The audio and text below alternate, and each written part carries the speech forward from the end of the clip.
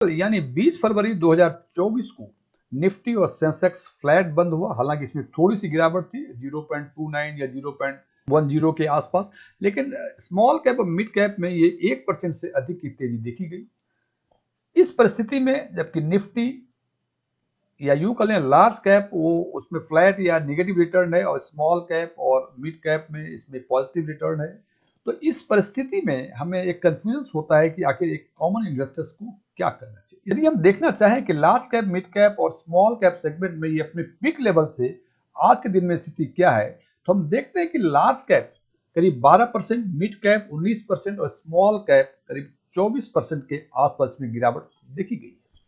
जनाब, ये गिरावट पॉइंट टू पॉइंट ही मींस पीक लेवल से लेके 20 फरवरी 2025 तक। लेकिन एक स्कीम है सिस्टमेटिक इन्वेस्टमेंट प्लान, आज हम बात करेंगे एसआईपी कॉन्टेक्स्ट में, बिकॉज कि जैसा हम जानते हैं कि कॉमन इन्वेस्टर, एक small investor SIP mode of investment को फॉलो करता है, या यूं कर लें कि SIP mode of investment lump sum investment से आज के दिन में काफी अधिक पॉपुलर है।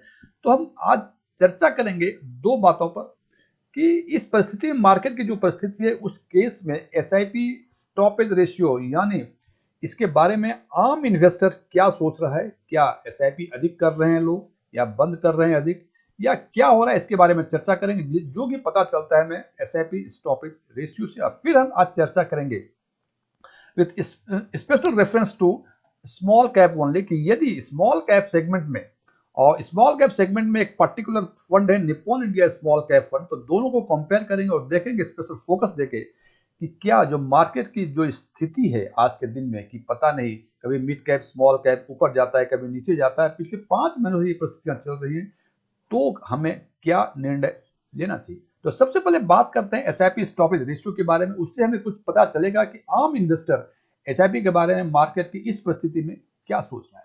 तो यहाँ हम देखते हैं कि यदि हम बात करें अप्रैल 2023 से मार्च 2024 तक का, तो देखें कि एसआईपी जो है 51% एसआईपी बंद हुई थी। बताता हूँ एसआईपी स्टॉपेज रेशियो का मतलब क्या है।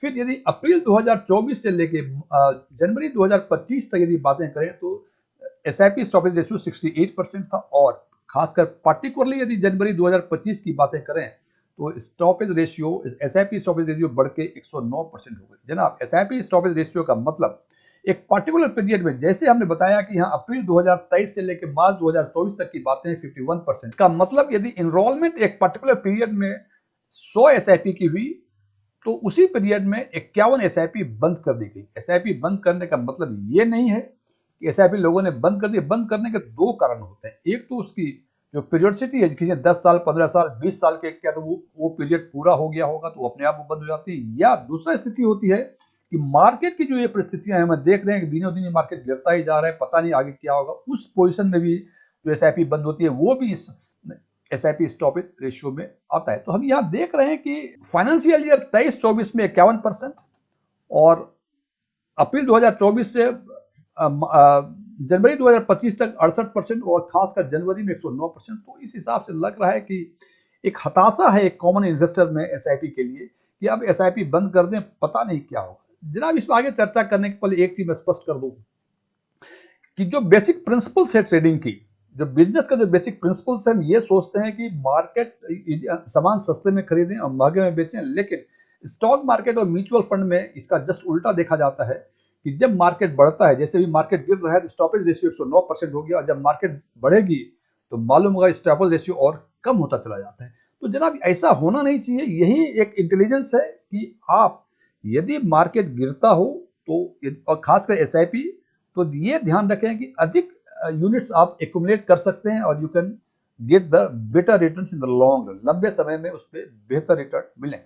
चलिए, हम तो बात कर रहे थे, स्पेशल फोकस करेंगे स्मॉल कैप, और स्मॉल कैप में बात करेंगे Nippon India small cap fund की, और देखते हैं कि इसमें परिस्थितियां क्या है। तो हम देखते हैं जनाब, पिछले 5 महीने का एक्सआईआर देखें तो निफ्टी स्मॉल कैप 250 में ये -48.9% की गिरावट दर्ज कर गई थी, जबकि निप्पॉन स्मॉल कैप में ये गिरावट -47.48%।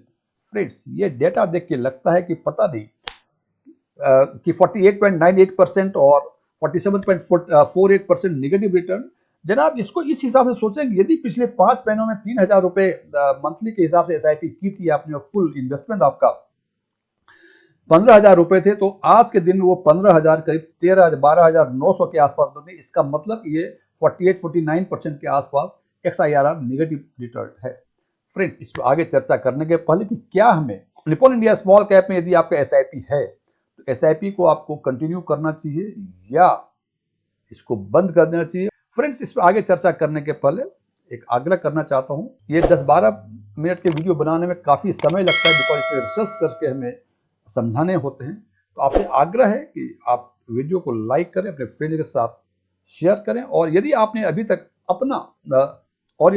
तक हमारा चैनल को सब्सक्राइब नहीं किया तो इसको सब्सक्राइब भी करें। बात करते हैं कि निप्पॉन इंडिया स्मॉल कैप में हमें SIP कंटिन्यू करनी चाहिए या इसको बंद कर दीजिए। इस पर आगे चर्चा करने के पहले हम ये बातें करेंगे कि मार्केट की ये स्थिति है कि जो हम देख रहे हैं पिछले 5 महीनों में निफ्टी 250 स्मॉल कैप में करीब 49% के आसपास गिरावट आई है, और निप्पॉन इंडिया स्मॉल कैप में ये करीब 48% के आसपास गिरावट। क्या ये पहली बार हुआ है या पहले भी कहीं हुआ है? तो यदि पिछले हम करीब 20 सालों के इतिहास पर नजर डालते हैं तो हम देखते हैं कि 4 स्थितियां ऐसी, 4 वर्ष ऐसे आए थे जिसमें कि निफ्टी जो है ये करीब 20% से अधिक डाउनफॉल हुए थे। वो वर्ष थे 2008, 2011, 2015 और 2020। यदि 2008 की बातें करें तो इसमें हम देखते हैं कि अपने पिक लेवल पे ये जनवरी 2008 में था, और अपने सबसे निम्नतम स्तर पे उस टाइम ये अगस्त 2008 में थे, और यदि डाउनफॉल देखें तो करीब 60% के आसपास था। यही बातें करें 2011 में, तो नवंबर 2011 में मार्केट में पिक लेवल पे था, और जो सबसे निम्नतम स्तर पे आई थी वो दिसंबर 2011 में, और ये फॉल करीब 28% के आसपास था। 2015 में, मार्च 2015 में ये अपने हाईएस्ट लेवल पे था। फरवरी 2016 में ये अपने लोएस्ट पे आ गया पिक लेवल से, और पिक लेवल से डाउनफॉल जो था ये 24% के आसपास था। वही बातें करें कोविड पीरियड में, जनवरी 2020 में ये अपने पिक लेवल पे था। अब मार्च 2020 में जो गिरावट आई थी वो गिरावट करीब 43% के आसपास थी जनाब। 60%, 28%, 24%, 43%, जबकि हमने इसके पहले देखा कि मैक्सिमम गिरावट जो है स्मॉल कैप में 24% की आई है जनाब। हो सकता है, हालांकि ये मैं निफ्टी 50 की बातें कर रहा हूं, हो सकता है स्मॉल कैप में कुछ इससे अधिक आया हुआ हो, लेकिन जनाब स्मॉल कैप में आज भी 24-25% के आसपास ही गिरावट है। जबकि पिछले यदि हम 20 वर्षों की बात करें, 18 से 20 वर्षों के पीछे की बात करें तो स्टॉक मार्केट में इससे काफी अधिक गिरावट आई थी। 60%, 28%, 24% और 43%। अब हमें यह देखना है कि इन परिस्थितियों में जिन लोगों ने SIP स्टार्ट किया था या जो लोग SIP कंटिन्यू किए, उनकी परिस्थितियां क्या रही, और उस बेसिस पे हम यह निर्णय लेंगे कि हमें निप्पॉन इंडिया स्मॉल कैप में SIP को कंटिन्यू करना चाहिए या कंटिन्यू नहीं करना चाहिए।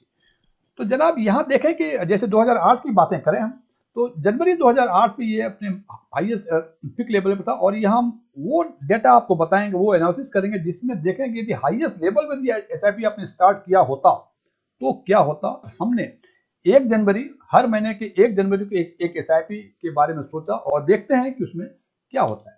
तो सबसे पहले देखते हैं 2008 की बातें यदि करूं मैं, तो 2008 में देखते हैं कि जनवरी 2008 में, मतलब 1 जनवरी 2008 को किसी ने SIP शुरू की जो कि अपने हाईएस्ट लेवल मार्केट थी।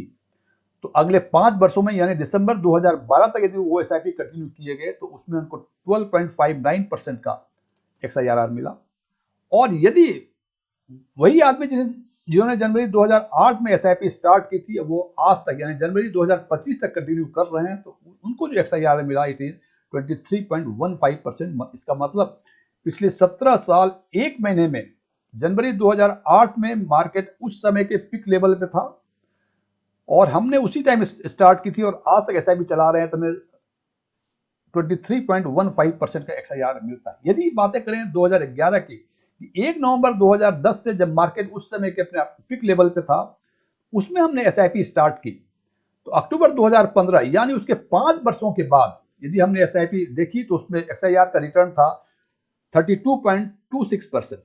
और यदि वो SIP आज तक हम चला रहे होते तो यानी अगले 14 साल 3 महीने के बाद जनवरी 2025 को ये XIRR 23.15% के आसपास होता। यही बातें करें हम जनवरी 2020 की, तो जनवरी 2020 में हमने देखा कि कोविड के पीरियड में जनवरी 2025 में मार्केट हाईएस्ट लेवल पे था, और यदि वो अगले 5 साल 1 महीने यानी जनवरी 2025 तक वो चलाए होते, अभी भी ये निप्पॉन इंडिया स्मॉल कैप में 27.77% का रिटर्न था। ये सारी जो डिटेल्स हैं, ये डाटा है, ये निप्पॉन इंडिया स्मॉल कैप का है। अब यदि बात करते हैं स्मॉल कैप 250 की, और सबसे पहले बात करते हैं 2008 की, तो हम देखते हैं कि निप्पॉन इंडिया ने 12.59% 5 ईयर्स में XIR दिया था, जबकि जनवरी 2000 में SIP स्टार्ट की थी और यहां दे रहे हैं 8.54%। यदि आज तक वो चलाए होते 2008 में 17 साल 1 महीने तक, तो आज के दिन में ये 15.58% का रिटर्न दिया था, जबकि निप्पॉन इंडिया ने 23.15% का रिटर्न दिया था। 2011 की बातें करें कि नवंबर 2010 में SIP स्टार्ट की और अगले 5 साल यानी अक्टूबर 2015 तक इंडेक्स फंड में यानी निफ्टी स्मॉल कैप 250 ने 19.88% का रिटर्न दिया, जबकि निप्पॉन इंडिया ने 32.26% का रिटर्न दिया, यानी अगले 5 साल तक दिया उन्होंने। और यदि आज तक चलाए होते तो इंडेक्स फंड ने यानी निफ्टी स्मॉल कैप 250 ने 16.28% का रिटर्न दिया 14 साल 3 महीने के बाद, जबकि निप्पॉन इंडिया ने 23.15% का रिटर्न दिया था। और 2020 में कोविड के पीरियड में इंडेक्स फंड यानी स्मॉल कैप के इंडेक्स फंड, या यूं कह लें कि निफ्टी स्मॉल कैप 250 ने 23.7% यानी 5 साल 1 महीने कोविड पीरियड में जिसने SIP स्टार्ट की थी अपने हाईएस्ट लेवल पर जनवरी 2020 में, उनको 23.7% इंडेक्स फंड में और निप्पॉन इंडिया में 27.77% का रिटर्न मिलता। फ्रेंड्स, यदि इस डेटा को यदि एक साथ हम कंपाइल करके देखें तो हमें लगता है कि इन तीनों, हालांकि हमने 2015 का एग्जांपल नहीं दिया हुआ है क्योंकि हमें लगा कि शायद ये अधिक हो जाएगा, वीडियो काफी लंबी हो जाएगी, इसलिए हमने 2015 को अवॉइड कर दिया। 2008, 11 और 20 का लिया हुआ है।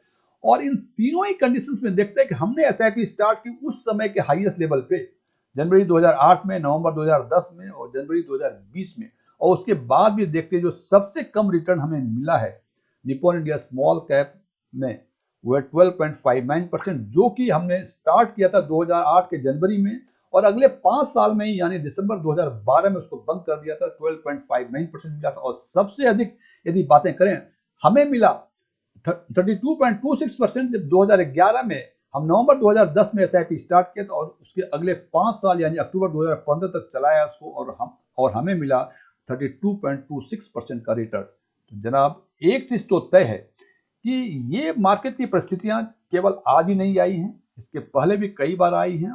और जिसने धैर्य खोया उसको 50% का XIR का लॉस होगा जनाब, यानी उसके XIR में 50% का नेगेटिव रिटर्न आएगा। लेकिन जिसने धैर्य रखा और कंटिन्यू किया, वो देखें कि अधिक से अधिक 32.26% और कम से कम 12.59% का रिटर्न तो मिलेगा ही मिलेगा। इन वीडियो से दो बातें हम कंक्लूड कर सकते हैं।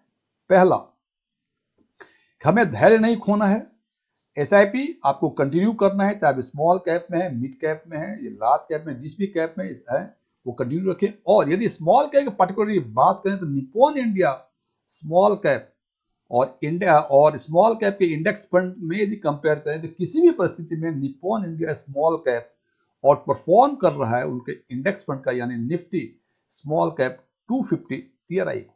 हालांकि जैसे मैं बार बार कहता हूं कि ये हमारा इंटरप्रिटेशन है। और एक और मैं डिस्क्लेमर देना चाहता हूं कि मैं कोई सेबी का रजिस्टर्ड एडवाइजर नहीं हूं, मैं कुछ नहीं हूं, ना मैं कोई क्लासेस चलाता हूं। मैं फैक्ट्स के बेसिस पे इसको एनालिसिस किया करता हूं और कोशिश करता हूं कि जो कॉमन इन्वेस्टर्स हैं उन तक हमारी आवाज पहुंचे, वो हमारी बात से सहमत हो या सहमत ना हो, लेकिन जब वो फंड्स के बारे में निर्णय लें तो इन बातों का ध्यान यदि रखेंगे आप, तो निश्चित रूप से आपको बेहतर रिटर्न मिलने की पूरी संभावनाएं होगी। हालांकि अंतिम निर्णय आपको खुद लेना पड़ेगा, जो आपके फाइनेंशियल विजडम पे डिपेंड करता है।